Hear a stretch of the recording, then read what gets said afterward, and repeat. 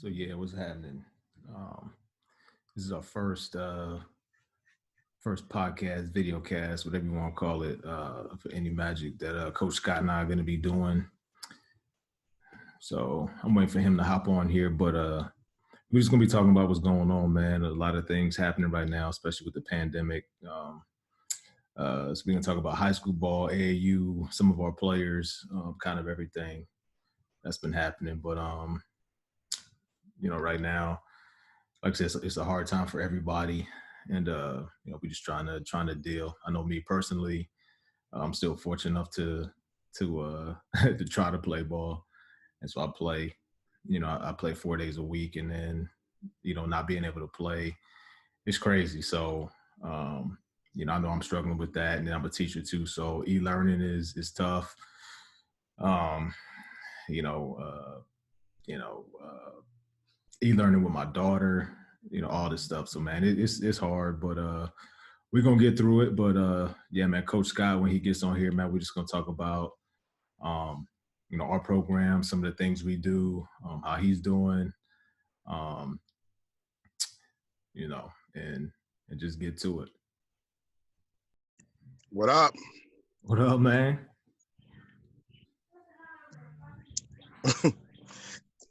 Just outside here trying to get some fresh air. I feel you on that, man. It's been crazy out here with all this stuff, man. Who you telling? Sorry, eating corn dog for lunch.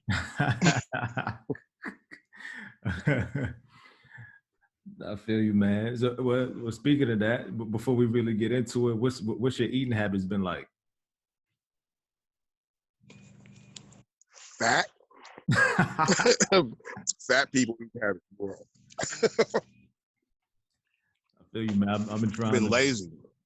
Yeah, for sure. I've been trying to make sure I stay in shape and stuff like that, man. But I've been trying to eat right for the most part, but it's been rough at times. And I didn't think I missed it. Well, I knew I was gonna miss it. I didn't think I'd miss this. I mean, that bored eating stuff, real. It's real. I mean, my activity to occupy my time is gone. So it's like I catch myself like 9-10 times in the fridge. Like, what am I in the fridge for? I'm not even hungry.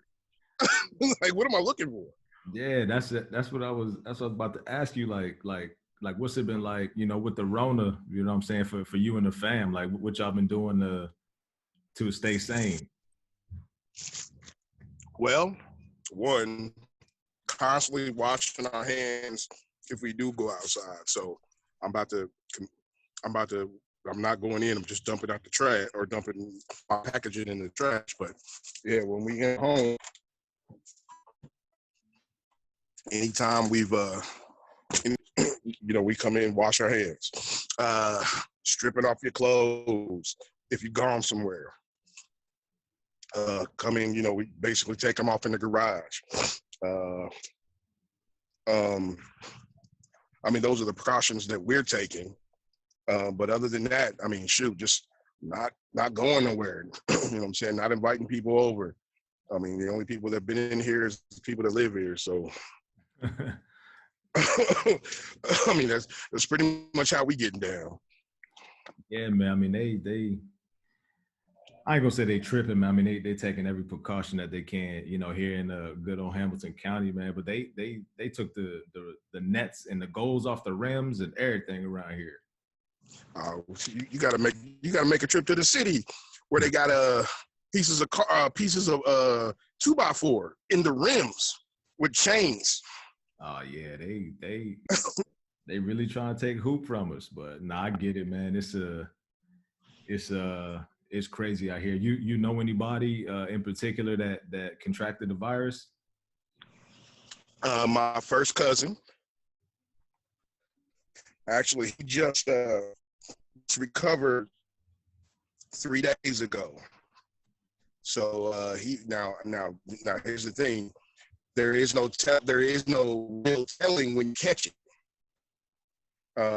So they don't know how long he's had it, but he felt the symptoms like 6 days ago, or no, 8 days ago, and he was in the hospital the whole time. When he felt the shortness of breath, he went to the hospital, and he was in there for 3 days, and finally got released a few days ago. Yeah, well, prayers So, up for them too, so man. yeah. Say what? Yeah, I said, man, prayers up, man. I know it's been the same. And one of my cousins contracted it too, but he's a teacher too, so he kind of just been going through it, and all the symptoms, stuff like that. But he get cool now. Okay. Yeah, it's some crazy times, man, because it affects. I mean, well, like most things in life, period. It affects everybody differently. From what I'm hearing and reading, and I'm trying to stay off the little negative press crap, because if you read about, you see your social media timelines, man, it's depressing. You know what I'm saying? I mean, the big thing that I started telling people when we talk about it is, man, say some positives, man. Talk about the people that actually recovered. Talk about some recovery news today. I mean, we know it's bad. I mean, we wouldn't be going through what we're going through if it wasn't bad. But let's shed some insightful insight instead of bringing everybody down. Everybody's doom and gloom because they got to sit in their homes. And they feel like, what most people tell me, man, I feel like I'm waiting to catch it. I'm sitting at home just to catch it. I'm thinking, like, tells you how intelligent some of the folks are that we deal with. So yeah. But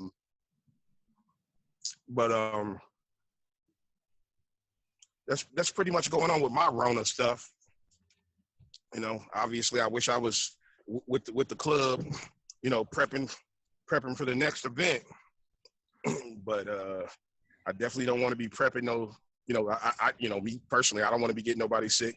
If I was to obtain it, I definitely don't want none of those kids, spreading it to me. So, but I do miss hooping, man. Yeah, man, that's that's the crazy thing now. Like, my next question for you is gonna be like, with everything happening so fast, how do you feel about AAU season? Pretty much getting on hella postponement. You know what I'm saying? What's your feeling, with the opportunities that, fortunate for us, our 2020s are accounted for, but like, how it affects, the unsigned 2020s and the 2021 kids and stuff like that. What about that? Well, yeah, that's kind of disappointing for the 2021s, not being able to get out of, those that don't have anything under their belt. It's kind of disappointing for me that, it feels like that. I mean, I guess we're waiting on this last gas. This last gas is July. They take July from us. I mean, their summer basketball just got taken away from them completely. So I worry and feel for them more than anything. I think I know me and you had brought up something like the new kids that we've taken on that happened in that class. I kind of feel bad for them, that they came to the club to one, to play, two, to, get opportunities. And, just seems like we're kind of, I know it's not us doing it, but I feel like, we're kind of letting them down some, because, we won't have an opportunity, any opportunities to showcase why they came to the club. So, yeah, I think about that a lot. Yeah, man, it's definitely disappointing for that. And but like you said too, like, we gotta try to think about the positive stuff out of it, man. So I'm just we've been just working our butts off for them, man, to try to find the right fits for them, and contact some people, and make sure they still have a good opportunity. Right. So Yeah. Yeah, that's that. I mean, heck, that's all we can do, really. yeah, I mean it's yeah, man. I feel terrible, especially because they all work so hard.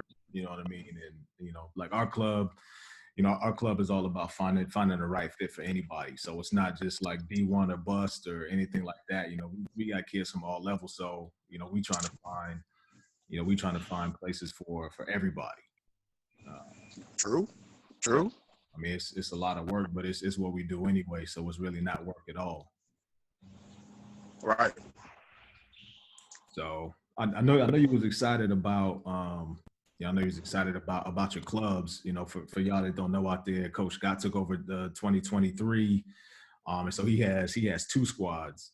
Um, so just kind of talk about how your practices and stuff like that was going, and where you were before the pandemic hit, as far as gearing up for probably one of the biggest and most telling events we have is the Shamrock Classic. But just talk about where you thought you were going into that event. Well, overall, obviously, with you get better. Um, a lot of the kids, or heck, that the majority of that, or the most part, the majority of that class that we have, I coached before, so I learned some of the. I had a chance, or I was getting an opportunity to learn tendencies from all both teams. I thought we were progressing. We also got to play in that Noblesville, which basically gave me some hands-on stuff as far as or not hands-on, but visuals of what I see people can and cannot do. I was obviously going to incorporate a lot of that into the practicing. But I thought we were hitting pretty good. I was feeling pretty good going into that week leading up to the Shamrock. Prepared or very excited about prepping for the practices. But I guess to answer the question, I mean, we were improving. Both teams were improving. We were, definitely getting a chance to see who could do what, and um, uh, And I guess for the, I mean, we're not one of those clubs that move players around like that from one team to another. But it was giving me an opportunity to view that too, to see if people were where they were supposed to be, if they were on the right teams or whatnot. So, but I was excited for the preparation. Obviously, I was very, very disappointed once it was told that we couldn't do it anymore. Um, I guess it leads us to current day. So Yeah, no, man. Looking at that class. I mean, there's so much. There was so much talent. I mean, there's a lot of talent there, and the kids will start to grasp on our concepts. Our basic offensive stuff, and the defensive side of the ball for sure. I thought both teams are really solid defensively. Um, but I know the 17U teams, the older teams, they were crushed. They couldn't play, but they were progressing up, quick. Obviously a lot of them were returners.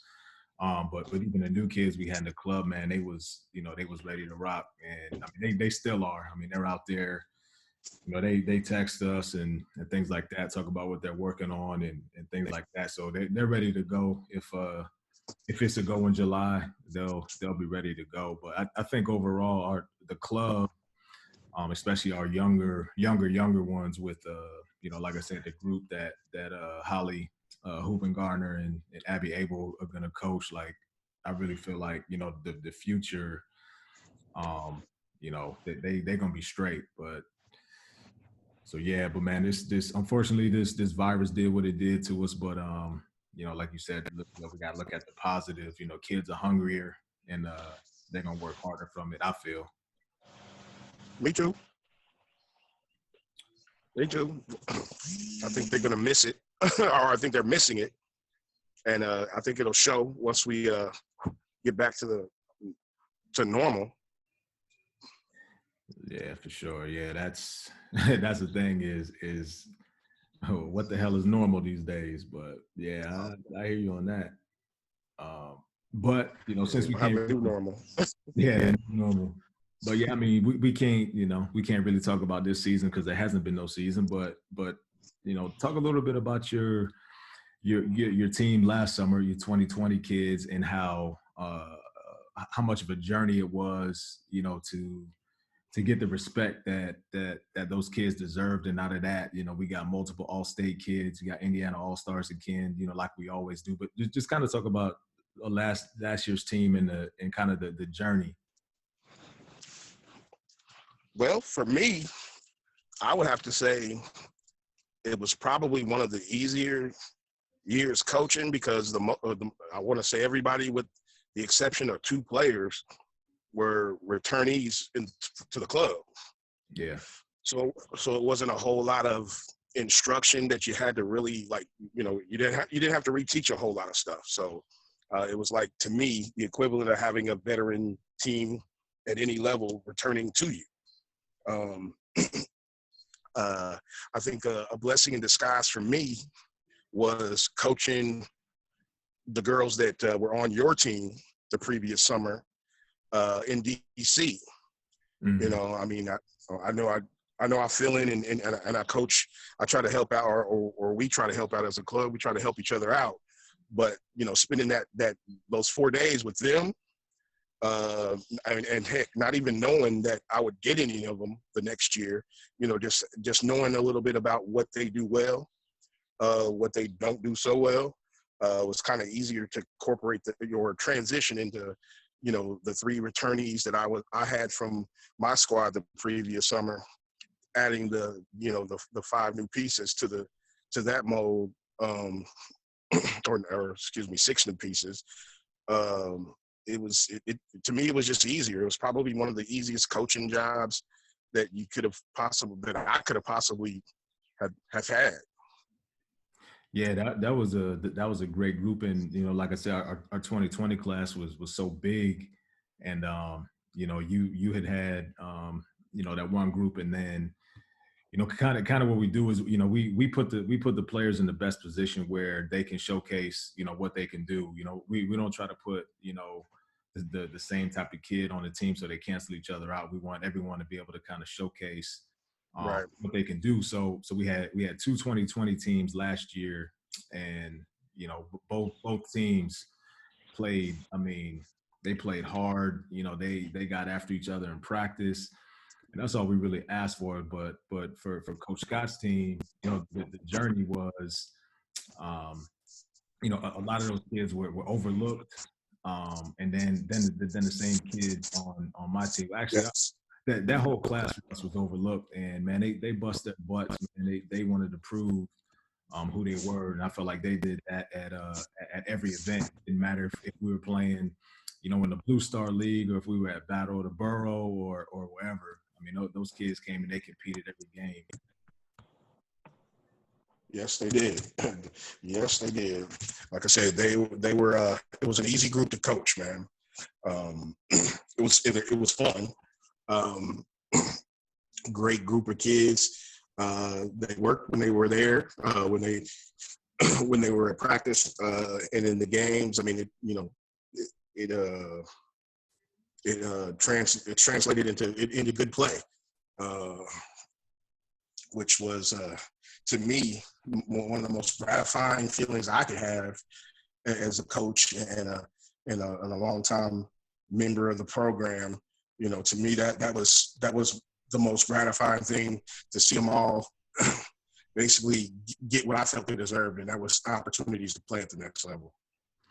Yeah, man, and just kind of listening to you touch on all that also reminds me of how close our club is. A lot of clubs kind of claim the family thing and stuff like that, but like our club, man, like I tell people all the time, like you have to really, we say it, but like you got to really be here to experience it. Like our kids like genuinely like each other and care about each other. Our parents are the same way. So I That's think, true. I think it makes it so much easier. And, I know, we have a lot of new parents and players in the club. So, they noticed that, and that's why they wanted to come here. But I think they still, don't really understand, what it's like yet. And so, it'll be good to see that transition, but at the same time, like, we got to do more because, we were used to that. Like I said, especially with that class, we had them for so long, and those parents and everybody. So, we're gonna have to transition too, along with that. But we've already been doing that. But like I tell people all the time, man, like we preach it, like you gotta really experience it, um, Oh yeah. to know about. Oh yeah. I have to agree with you on that one, 100%. Yeah, so we have hey, you wanna say hello? My girl there, what's up? All right. Nah. Hello, hello. It's Kelvin. We in our podcast right now. Yeah, we can see each other. It's for the people. You miss each other. Oh, so you getting silly. Now you gotta leave. You gotta Oh boy. But yeah. I didn't hear what she said, but I could only imagine what she said. Nah, she always playing me, man, but that's cool. But no, man, so we always, our kids are always in the mix. Like I said, they really compete. We've had a number of Indiana All-Stars, and like I said, people don't know how we do things oftentimes, but like we have we don't, I'm trying to think of how to say this the right way. Like our kids that come to us, like we ride for them, what I'm saying, we stick with them. So like there's not always a bunch of new kids in the club unless we graduate like a whole class. And so just kind of talk about right. How our Indiana All-Star, All-Stars and stuff like that. And this year, you know what? Scrap that. Tell me how you think the Indiana All-Star team. This don't even have anything to do with what Magic is, but just tell me how you think the Indiana All-Star team, how it was selected and how it's made up. How you think, if they are able to compete against Kentucky, how do you think they'll do? You talking about the 2020 team? Yeah, the 2020 team. Well, I think it was put together. I mean, for the most part, I don't think they go wrong in the teams they select. I mean, obviously, there's some head scratchers or some kids that we might not have ever heard of. But I think I'm a basketball junkie like this. So, I see a kid that I've never heard of, or may have, sparingly, research on how to keep this down. And, statistics doesn't make or break you an all-star or make or break you from becoming an all-star. But I think the way they put together this year's team, I think it's a formidable team. I haven't heard anything about what Kentucky picked up yet, so I haven't gotten to do any research as far as that goes. But from what we're going to put on or what Indiana's going to put on the floor, I think it's a competitive team, or it should be a very, very competitive team. Yeah, I see a lot of versatility on there, and a lot of tall, like long, versatile kids. So I think that'll help. And they got some shooters on there too, but got a lot of that. Yeah, I mean, I'm definitely gonna be a little biased on this. But like, we got Boss on there, Allison Boss out of Brownsburg, and man, she's I'm not trying to say this the right way, but she's she can go. Are you there? I think we lost him for a minute. We'll wait till you get back. But yeah, so you got Allison Boss on the team and on the All-Star team, and she's, what I'm saying, like she competes hard. I mean, on both sides of the floor. So I think that'll help them too. But obviously they, with Parrish, Bostic, all those kids, man, they got a lot of talent on that team. Yeah, you kind of broke up, so I didn't know which player you were talking about. Oh yeah, and I was just talking about how competitive Boss is, and how I Oh yeah, think that'll help him. oh yeah, they're definitely getting a very very high level, high basketball IQ uh, basketball player in her. They're definitely getting that, and she definitely.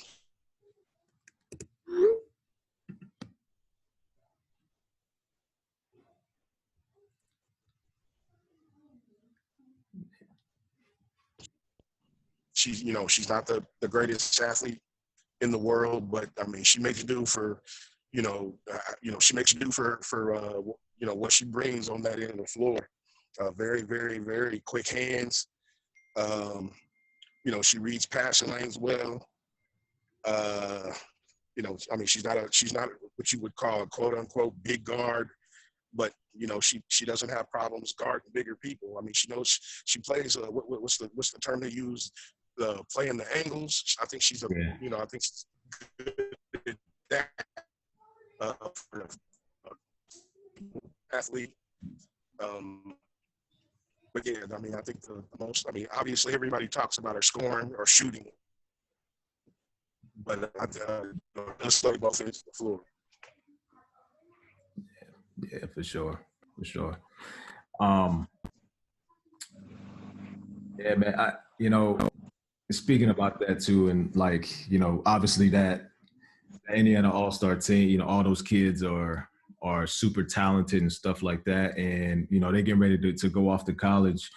And some of them are going to big colleges and stuff like that. And with the latest reporting, um, the hopefully it doesn't happen to any of these kids, because I think they're high character kids, and they know the situations they're getting into. But this transfer portal, man, like Um, it was just reported, man. A 500,000 people are in that portal. That's half a billion. half a million, and that's both on the men and women's side, man. Like, to me, Oh, okay, okay. I mean, it's still kind of alarming, like, just what are your thoughts on that? Like, why do you think so many people are transferring like that, when you got to know, when you're trying to get the information before you even step foot on campus, like. Right. Yeah, I mean, obviously, we all got our opinions on why that is. Um, I think as we've preached, and I know I hear it in our gyms. You want to make sure that you're doing your homework. You want to make sure that you're selecting the school for the right reasons. Um, obviously, once you get on campus, it's every man. I mean, basically, once you get on campus, you're you're pretty much as equal to the player that is coming in the same year you coming in. Mm. So you got to think about stuff like that. I mean, there might be, there might be I mean, basically, long story short, man, you got to know who that school's bringing in, what's already there, and what's to come after you. Those are what I tell my players. To definitely look or definitely look into those things before making a choice. Don't select a school because.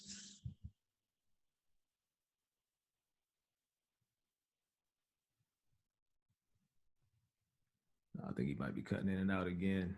But to what he was saying, like, we try to make sure we tell our kids, you know, don't don't pick schools because it's a status, we a status thing. We try to say, pick education first, evaluate the situation, and really truly understand that, you know, just because, you on you have the accolades that you have, you all state, you all American, you might be all those things. Understand that there's people on that college roster where you're going that have the same accolades as you, and they ain't playing either.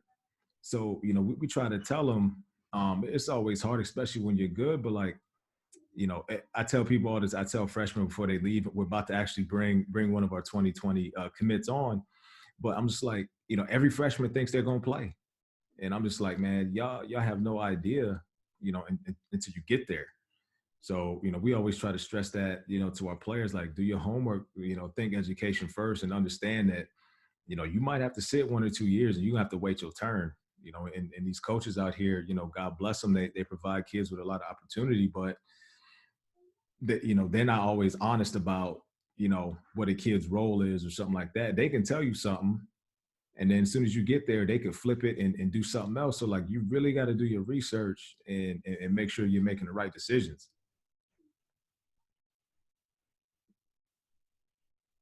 So that's just kind of how, how we do things and try to educate people.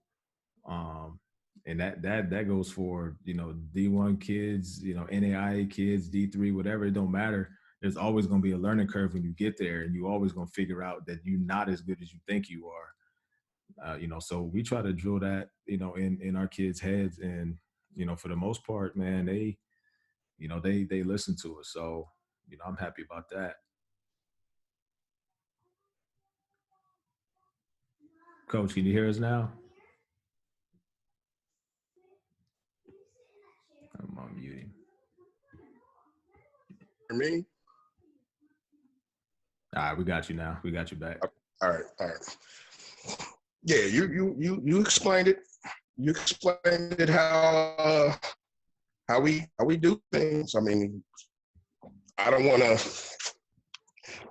ever feel like I'm not telling any player that comes through the program the wrong things. Now, obviously, we can only tell them so much. The phrase, we can lead them to the water, but we can't make them drink it. That holds true in a lot of situations as well. But for the most part, I think we give them a nice reference guide to go by when they're going through their selection process. Here's Lindsay. Lindsay's coming on. Oh my God, Lindsay Cyrus. Yeah. What's up, Linz? You got to unmute your phone. There you go. Yeah, so Linz, we just got done. We were talking about the college, the college process and stuff like that. We explained how we try to tell you guys, like, make the right decision, as far as education first, and then look at basketball second, and just kind of talk about a little bit of your process and how you chose NJIT. Well, like you said, it was obviously academics first. So the biggest thing that I would always do when looking at a school was, if I wasn't going to play basketball, would I still want to go to school there? And obviously NJIT fit that. And so for me, it was a little different because I want to go into nursing, but if I play basketball, I can't do that. So I had to look at alternate major options for that and what school had the best fit for that. Yeah, for sure. Man. Yeah, I mean, and that's one of the things too. And I always try to give you guys the danger stories and things like that. And so I remember telling you often, like, when you get there, like, understand, like, there's other kids who who are there, who are all state, got all the same accolades and stuff like that, and they don't play either. So just kind of talk about how, like, you obviously you want to go there and compete, but you're also not naive, to the point where, like, okay, there's still going to be a huge learning curve. I'm still going to have to, to do all these things. You talk about like your mindset, like when you watch them, because I know you watch them play and things like that, and their roster, but like, just kind of talk about, your mindset going into that. Like, I want to compete. I really want to play, but I understand that I might have to wait my turn. Like, just kind of talk about how your mind goes when you think about that. Yeah. So for me, the biggest thing that, like, obviously with watching them play this past year is knowing that to play inside, I need to get stronger and I need to be more physical. So that's a big focus for me. And then just like during the recruiting process, looking and making sure that they run an offense that I would actually fit into as the type of player that I am. Because if I don't play the way that they want to play, I'm never getting off the bench. So like looking at that. Yeah, I mean that's definitely the the right approach to take, and I think during your process, and obviously I know a little bit more about your process, being your high school coach too, but kind of what were some of the questions that that you asked? Because I know it's hard, like you're sitting there in front of these coaches and they're telling you everything, how you fit and all this stuff, but like you still have questions of your own. Talk about like some of the questions that you asked. Um, I would always ask about summer stuff because I like the idea of having just even that one class out of the way during the summer, whether that's to transition in, which obviously isn't happening this year for me because of the virus, but normally it would have, with that, and then just making it so that's one less class I had to take during the season. So I would always ask about that. I ask about their majors. I always ask to talk to someone in that field or someone who knows about that on a visit or just to get on the phone or email with them beforehand. Those were kind of the things I looked at just to get different points of view from someone who wasn't trying to recruit me there for basketball. Yeah, I think you hit on something important too. Is that it wasn't it's not always about basketball. It's about more than that, and I think more kids need to take that approach. They think basketball first, and you were one of those kids that it wasn't Division I or bust. Like I said, you were really looking for the best fit, education wise. So I mean, you were looking at schools from all levels, and I think that's where you've separated yourself a lot, because I mean there's kids out there where it's like it's D1 or bust. They have great offers at the D2 level or NAIA, or even they got high package money for D3, and they're like, well, I just want to play D1, and not realizing what D1's all about. And I've Coach Scott and I, we've tried to prepare you and the other kid, just tell them like what D1 is.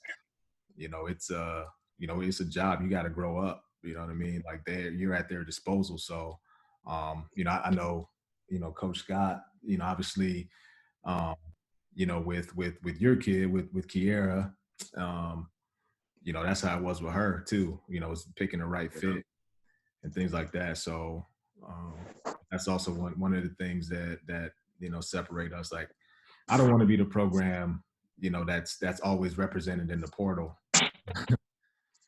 And so, yeah, so that's one of the things too. Like, we tell our kids, and I try to tell them, the only way, not the only way, but you probably shouldn't look at transferring unless it's a family issue, the academics just ain't right, or you have a really toxic relationship with the coach.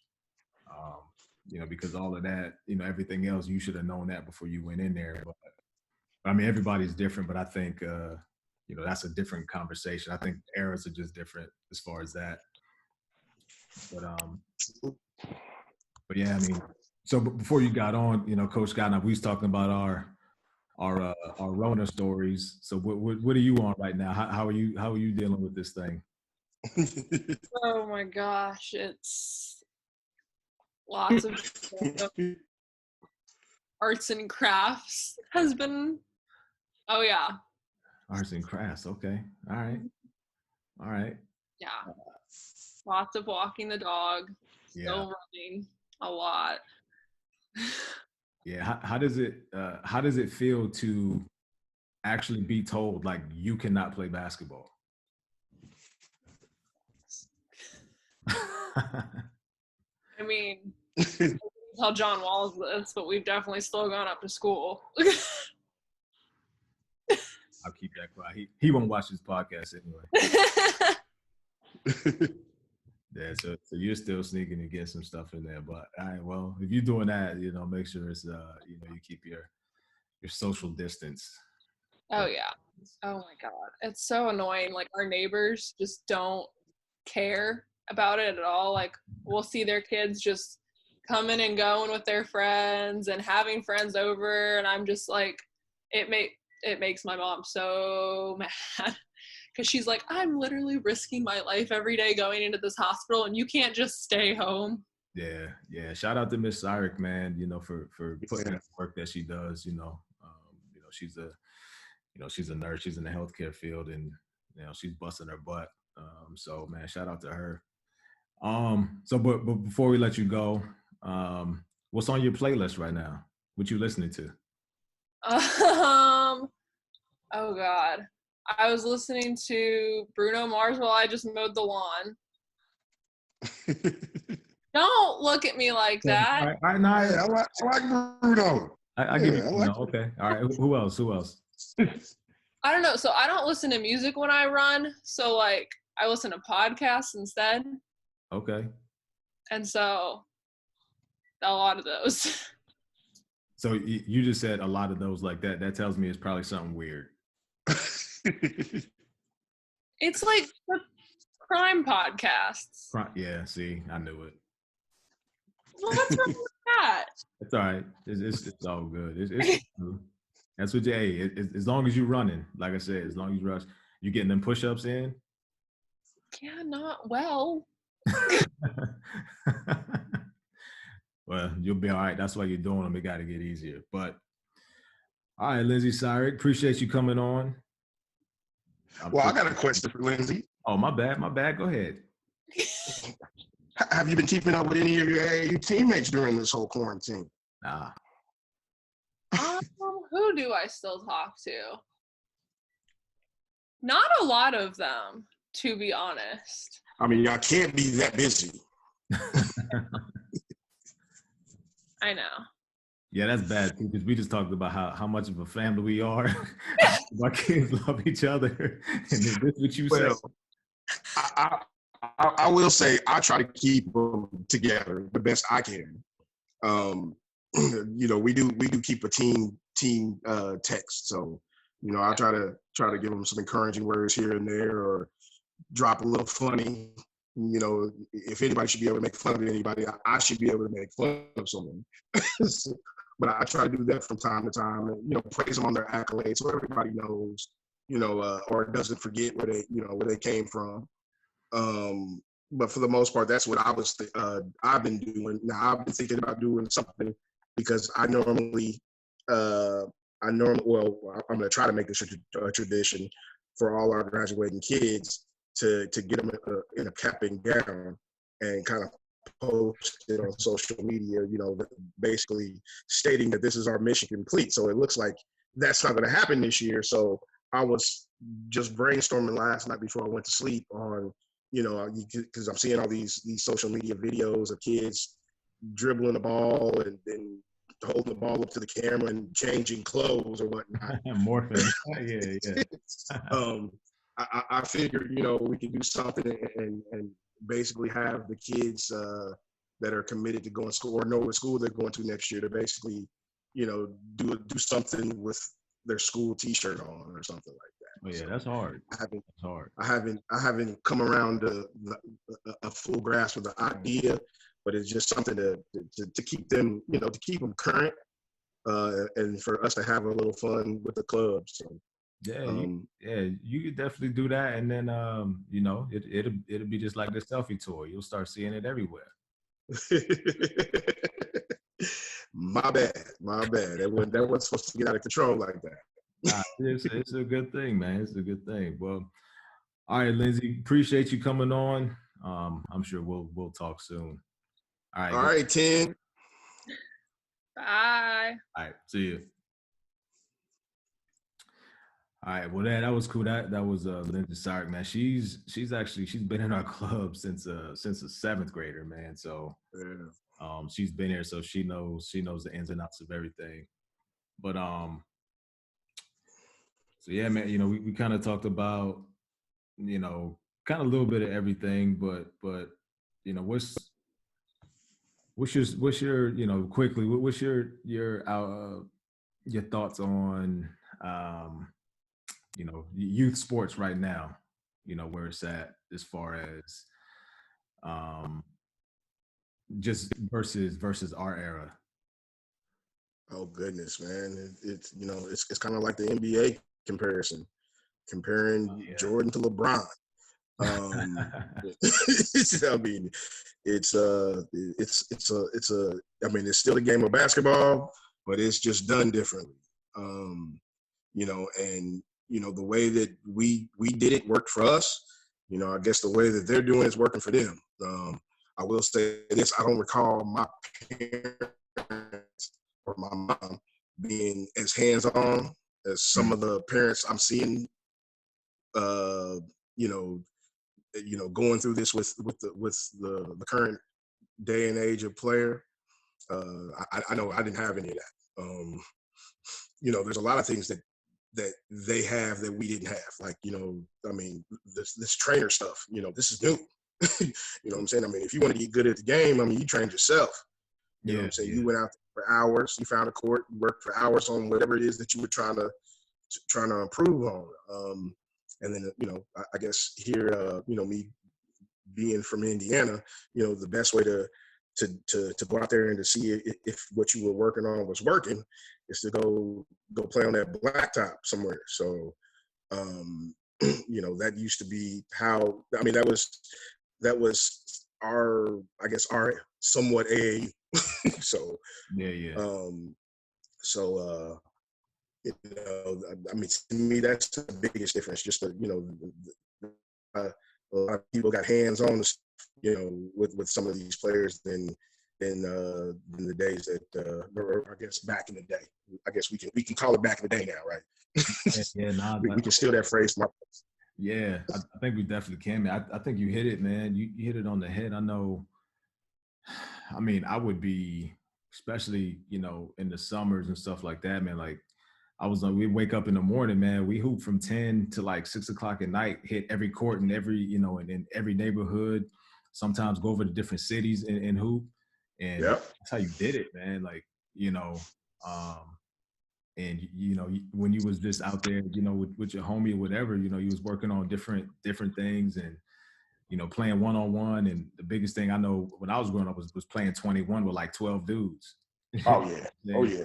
You just play 21 and, it's crazy physical and all this stuff. So, I mean, I kind of feel like kids are missing out, on that, especially the natural way of getting better.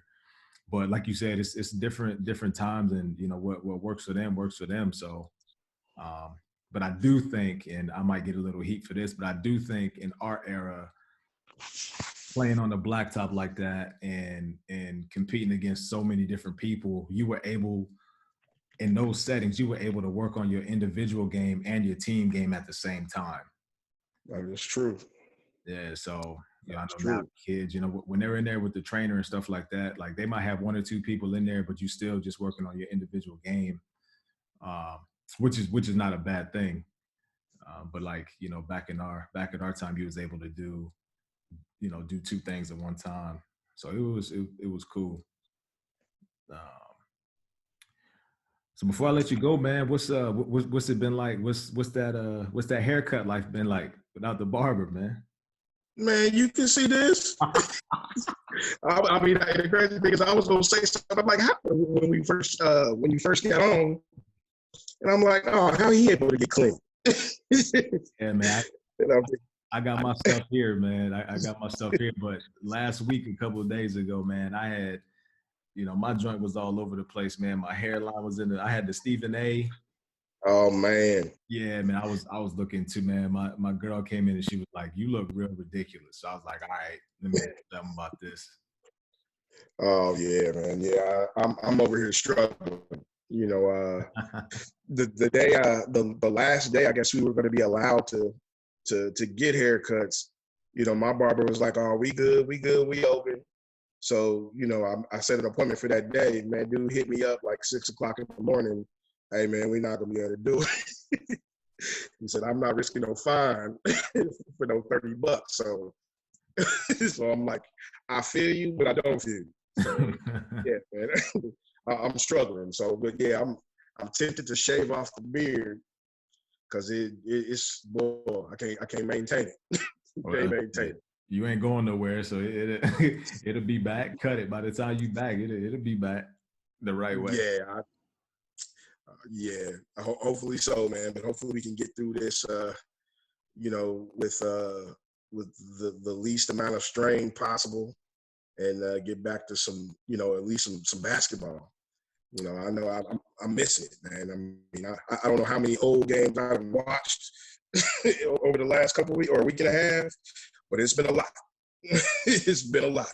Yeah, it's been a lot, man. But I think this time is definitely hit every athlete, to not take their sport for granted, and True. to kind of just like you said, we always use the term, play every game like it's your last, man. Some of them have, some of them did, you know what I'm saying? So, I think now people are taking things, Yeah. appreciating the game a lot more. I know I am. So I'm just appreciative, on, just being able to play, being able to coach, doing all those things, and just really excited to try to get back to it. Yeah, me too, man. Me too.